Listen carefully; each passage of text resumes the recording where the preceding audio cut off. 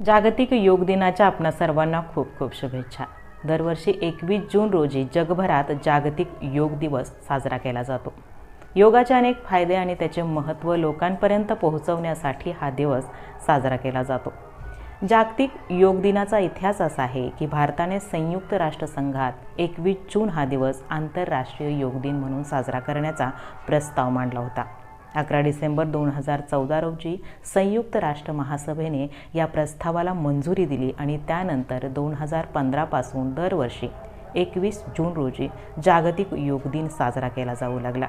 21 जून हा दिवस निवडण्यामागचे एक महत्त्वाचे कारण म्हणजे उत्तर गोलार्धात हा सर्वात मोठा दिवस असतो आणि भारतीय संस्कृतीत या दिवसाला विशेष महत्त्व आहे।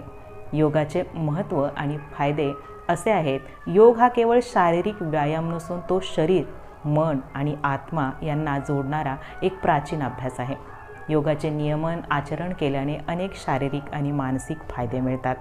योगामुळे शरीर लवचिक होते, स्नायू बळकट होतात आणि सांधेदुखी कमी होते, तसेच श्वसन आणि रक्ताभिसरण सुधारते। योगामुळे ताण कमी होतो, चिंता दूर होते आणि मन शांत व स्थिर राहते। ध्यान आणि प्राणायामामुळे एकाग्रता वाढते। योग आत्मजागरूकता वाढवतो आणि आंतरिक शांती मिळवण्यास मदत करतो।